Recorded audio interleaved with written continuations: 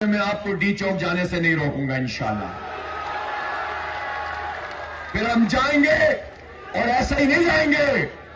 پھر ہر طرف سے پورے پاکستان سے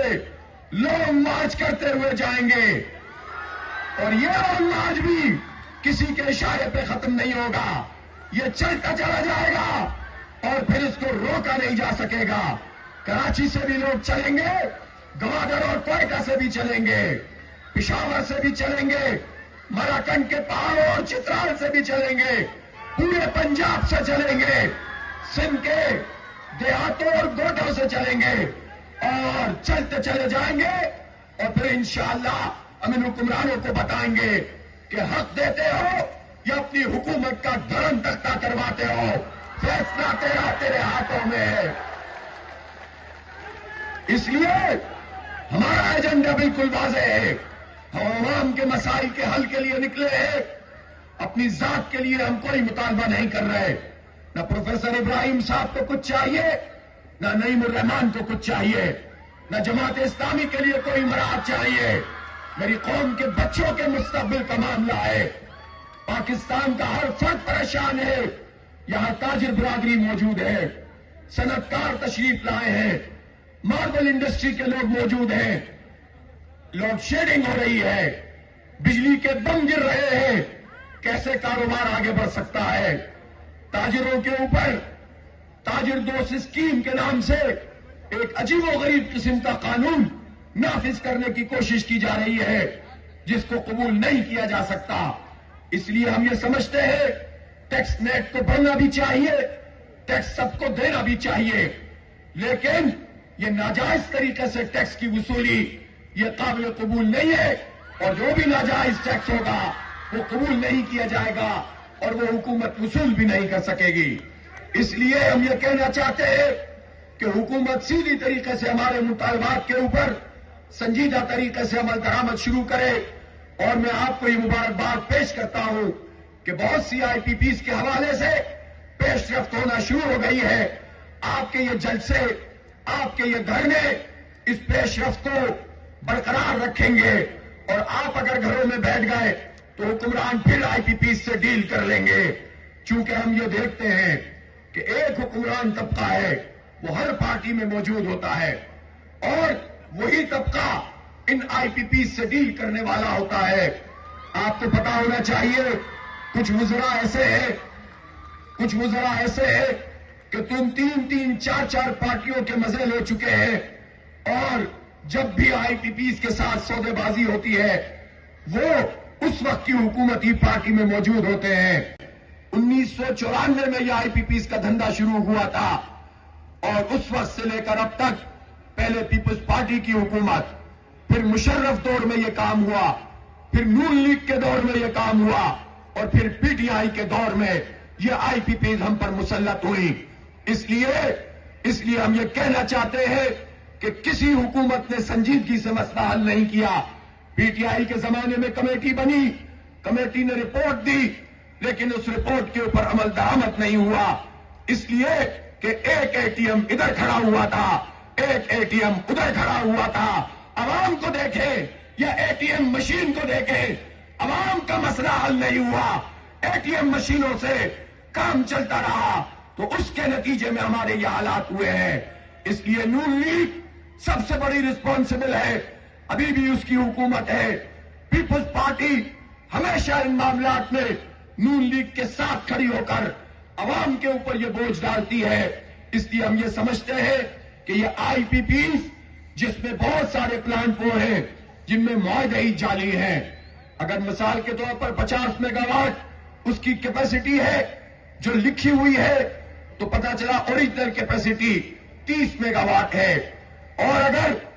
2 میگا واٹ بھی وہ بجلی بنا رہا ہے تو 50 میگا واٹ کو وہ وصول کر رہا ہے، اور پاکستان کے عوام کے دلوں میں یہ پیسے ڈال کر ان خون نچوڑنے والوں کے سپرد یہ پیسہ کیا جاتا ہے۔ یہ ظلم ہے اور سراسر ظلم ہے، اور اس ظلم میں یہ تمام جماعتیں برابر کی شریک ہیں۔ اس لیے ہم یہ کہنا چاہتے ہیں کہ کچھ آئی پی پیز وہ ہیں جن کے پلان وہ بوسیدہ ہو چکے ہیں، ڈپریسیشن ہو چکی ہے، وہ اب اس قابل نہیں ہے کہ وہ پراپر بجلی ایفیشنسی پر پروڈیوس کر سکے، ان پلانٹس کو بھی اب بند کرنا پڑے گا۔ کچھ آئی پی پیز ایسی ہے فراڈ جنہوں نے کیا ہے، گنے کے پھوک کا ایندھن استعمال کرتے ہیں، امپورٹڈ آئل اور کول کو چارج کرتے ہیں، اور بجلی بنائے نہ بنائے پیسے ان کو پورے ملتے ہیں، اور شریف خاندان کے لوگ بھی اس کے اندر شامل ہیں۔ اس لیے یہ جو فراڈ پورے پاکستان کے ساتھ ہو رہا ہے اب یہ قابل قبول نہیں ہے۔ جو لوکل آئی پی پیز ہے ری نیگوشیٹ بھی ان سے کیا جائے، جو ناکارہ ہے ان کو ختم کیا جائے، جن کے معاہدے پورے ہو گئے ہیں وہ معاہدے مکمل طور پر ختم کیے جائے۔ اور ایک اور کام بھی جو ہم چاہتے ہیں، جو ہم نے معاہدے میں لکھوایا ہے کہ مکمل جانچ پڑتال۔ مکمل جانچ پڑتال کا مطلب فورینزک آڈٹ ہوتا ہے۔ اس کا مطلب یہ ہے کہ اگر کوئی یہ آئی پی پیز لگا رہا تھا اور قوم سے جھوٹ بول رہا تھا اور اس نے اربوں روپے، سینکڑوں ارب روپے بنا لیے، اپنی لاگت سے زیادہ 10 گنا زیادہ کما لیا، تو جس نے کمایا وہ بھی پکڑا جائے گا، اور جس نے اس کے ساتھ معاہدہ کیا وہ بھی بے نقاب کیا جائے گا۔ جب یہ سب بے نقاب ہوں گے تو آپ کو پتا چل جائے گا کہ اس ملک میں کون بے ایمان ہے اور کون ایماندار ہے۔ یہ سارے بے نقاب ہو جائیں گے تو پتا چل جائے گا کہ یہ ڈرانے بہت ہو چکے ہیں۔ اس لیے میرے بھائیوں اور بہنوں، ہم جس تحریک کو لے کر چل رہے ہیں وہ 4 دن کی تحریک نہیں ہے، بلکہ ایک لمبی جدوجہد اور کشمکش ہے۔ ان 40-45 دنوں میں بھی مسلسل سڑکوں پہ موجود رہیں گے، اپنے معاہدے کے حوالے سے پہرا دیں گے، اور پھر انشاءاللہ ایک بڑے انقلاب کے لیے پیش قدمی کرنا شروع کریں گے، اور پھر کسی رکاوٹ کو قبول نہیں کریں گے۔ اور اگر بات پنجاب اسمبلی کی ہو، سندھ اسمبلی کی اور بلوچستان اسمبلی کی، تو بات سمجھ میں آتی ہے کہ پی ڈی ایم کی حکومت وہاں پر موجود ہے، لیکن اگر خیبر پختونخوا اسمبلی میں بھی اپنی مراعات کے لیے بل پاس ہو جائیں اور عوام کی داد رسی نہ ہوتی ہو، تو پھر ہم کیا کہیں گے کہ اس ملک میں نہ کوئی اپوزیشن ہے، نہ اس ملک میں کوئی حکومت ہے، بلکہ ایک طبقہ ہے جو پاکستان کے 25 کروڑ عوام پر مسلط ہے۔ وہ اپنی مراعات کے لیے تو سب اکٹھے ہیں، لیکن عوام کو دینے کے لیے ان کے پاس کچھ بھی نہیں ہے۔ اس لیے میرے نوجوانوں، میرے بزرگوں، میری عزت مآب بہنوں، ایک طویل جدوجہد آپ کا استقبال کر رہی ہے۔ آپ نے 14 دن کا پرامن دھرنا دیا، اور حکومت جو پہلے مذاکرات کرنے سے ہی انکار کر رہی تھی، اور ان کا خیال تھا کہ یہ دھرنے کے شرکا خود ہی چلے جائیں گے، پھر وہ آئے تو لاپتہ ہو گئے، پھر دوبارہ آئے، پھر دوبارہ آئے، 5 مذاکرات کے انہوں نے دور کیے، اور بالآخر جماعت اسلامی نے ان سے ایک تحریری معاہدہ کر کے ان کو باندھ لیا ہے۔ اگر کوئی یہ سمجھتا ہے کہ پچھلے دھرنوں کی طرح یہ دھرنا بھی کوئی بیسود دھرنا تھا، تو یہ اس کی بھول ہے۔ جن کے مقاصد ذاتیات پر ہوتے ہوں، شخصیات کی پروجیکشن ہو، جن کے مقاصد اپنی پارٹی پالیٹکس ہو، جن کے مقاصد کسی کے اشارے پہ چلتے ہوں، ان کے مقاصد اسی طرح بے مقصد دھرنوں سے پورے ہوتے ہیں۔ جماعت اسلامی اس قوم کو نجات دہندہ کے طور پر لے کر چل رہی ہے، مسائل کو حل کرنا چاہتے ہیں، مظلوموں کی آواز بنے ہیں۔ جس کی کوئی آواز نہیں ہے،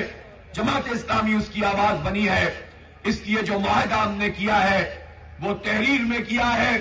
پوری قوم کے سامنے کیا ہے، پورے میڈیا کے سامنے ان کے وزراء نے کھڑے ہو کر کیا ہے، اور یہ دھرنا برائے دھرنا نہیں تھا، بلکہ مسائل کے حل کے لیے تھا۔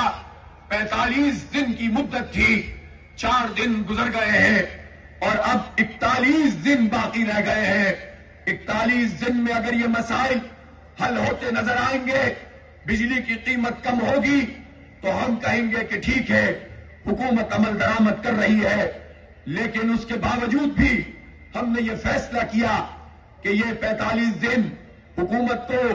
اس طرح سے چھوڑ نہیں دیا جائے گا، بلکہ ہمارے دھرنے، ہمارے جلسے، ہماری ہڑتالیں اور ہماری عوام سے اپیلیں، یہ سب ہمارے ان 45 دنوں میں بھی جاری رہیں گی۔ رابطہ عوام بھی جاری رہے گا،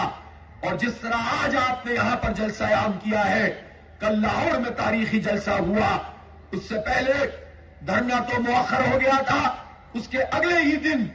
شاہراہ کے اوپر بڑا جلسہ عام پنڈی میں ہوا، اور اب 16 تاریخ کو ملتان میں جلسہ عام ہے، اور 16 تاریخ کے بعد بھی پورے پاکستان میں جلسے ہوں گے۔ یہ جلسے معاہدے کا پہرا دیں گے، اور حکومت کو ہم واضح کر چکے ہیں کہ فرار کا راستہ کوئی ان کے پاس نہیں ہے۔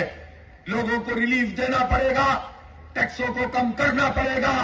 بجلی کی قیمت کم کرنی پڑے گی، آئی پی پیز کو لگام دینی پڑے گی، اس کے علاوہ کوئی دوسرا آپشن نہیں ہے۔ یہ ہمارا ایک طریقہ کار ہے، جب ہم معاہدوں میں کسی کو باندھ لیتے ہیں پھر اس کا پیچھا نہیں چھوڑتے ہیں۔ ہم خیبر پختونخوا کے صدر مقام میں کیپٹل میں موجود ہیں۔ یہ خیبر پختونخوا کہ جس میں جو ابھی ضم شدہ اضلاع بھی قبائل کے شامل ہیں اور پورا کے پی کے بھی شامل ہے، اس خیبر پختونخوا کے ساتھ کیا ظلم اور زیادتی ہو رہی ہے، بدامنی کی آماجگاہ بنا ہوا ہے۔ 23-24 سال سے یہ خطہ آگ اور خون اس کے دریا سے گزر رہا ہے، اور یہ وہ صوبہ تھا جو پاکستان کا پرامن ترین صوبہ تھا۔ یہ وہ صوبہ تھا جس کی پوری قبائلی بیلٹ پہ کبھی فوج رکھنے کی ضرورت ہی نہیں پڑی تھی، بلکہ یہ قبائل تو خود ہماری فوج ہوا کرتے تھے۔ اور یہ جو ہمیں کشمیر آدھا آزاد ملا ہے،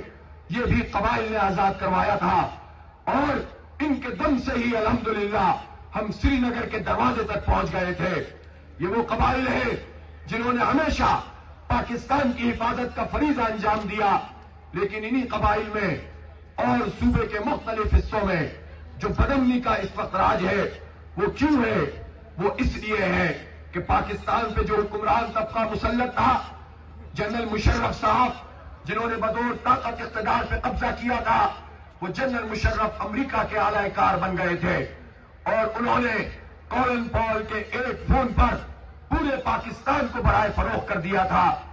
اور یہ عالم کر دیا کہ خود امریکہ میں بعض لوگوں کو یہ جرأت ہوئی کہ انہوں نے ہمیں وہ گالی دی کہ یہ پاکستانی تو ڈالروں کے عوض اپنی ماں کو بیچ دیتے ہیں۔ یہ پاکستانی قوم بے غیرت نہیں ہے، اس کے طاقتور جنرل تھا اس پر جو بے غیرت تھا، جس کی وجہ سے یہ بات کسی نے ہمارے متعلق کہی تھی۔ اس نے قوم کی بیٹی کو ڈالروں کے عوض بیچا تھا، اور اس نے لوگوں سے یہ کہا تھا، اس نے